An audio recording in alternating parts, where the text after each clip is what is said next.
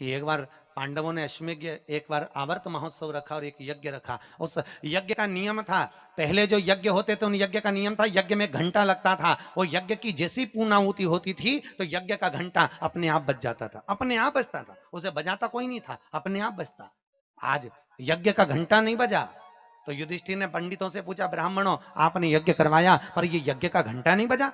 ब्राह्मणों ने कहा हमने तो यज्ञ अच्छा करवाया पर घंटा क्यों नहीं बजा, समझ में नहीं आया।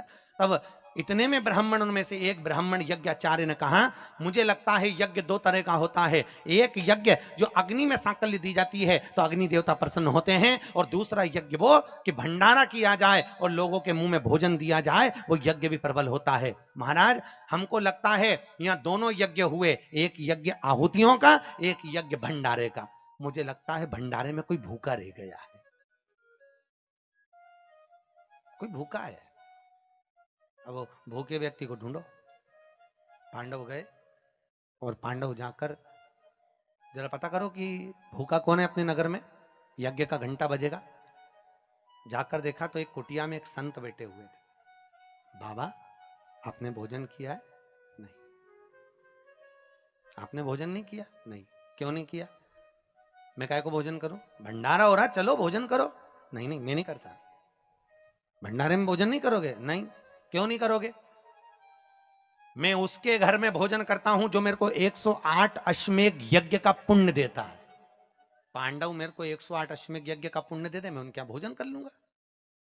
अब पांडवों ने सोचा अपनी जिंदगी में पहला तो अश्वमेध यज्ञ कर रहा है, और 108 अश्वमेध यज्ञ तो हमने कभी जिंदगी में नहीं करे, तो हम इसको पुण्य कहां से दे बाबा को।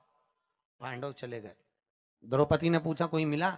हाँ एक संत मिला है पर 108 अश्वमेध यज्ञ का पुण्य मांग रहा है। द्रौपदी ने कहा चलो मैं लेके आती हूँ उस बाबा को। द्रौपदी गई, रथ लाया गया। द्रौपदी ने कहा रथ में बैठकर नहीं जाऊंगी, पैदल जाऊंगी। चप्पल लाई, द्रौपदी ने कहा नग्न पैर से जाऊंगी। नंगे पैर द्रौपदी उस संत के दरवाजे पर पहुंच गई।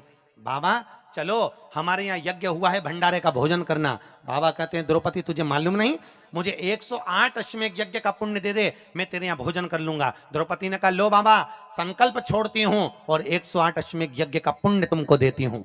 संत ने कहा द्रौपदी तेरे पति ने तो कभी पूरे यज्ञ नहीं करे, तूने कब कर लिए? द्रौपदी बोली बाबा मैंने सुना है मेरे कृष्ण के मुख से, जब कोई व्यक्ति अपने घर से निकलकर किसी संत के दरवाजे पर, किसी कथा के पंडाल में, किसी मंदिर पर, किसी तीर्थ में पैदल पैदल जाता है, जितने कदम चलकर जाता है उतने अश्वमेध यज्ञ वो अपने जीवन के कर लेता है महाराज, उतने अश्वमेध यज्ञ वो अपने जीवन के करता है। और द्रौपदी ने कहा बाबा मैं तुम्हारे दरवाजे पर चलकर आई हूं, 18,000 कदम मैं चलकर तेरे दरवाजे पर पहुंची हूं, उसमें से 108 अश्वमेध यज्ञ तुमको देती हूं। संत उठकर खड़ा हो गया, द्रौपदी के यहां गया, भोजन करा तो यज्ञ का घंटा बज गया महाराज, यज्ञ का घंटा बजा।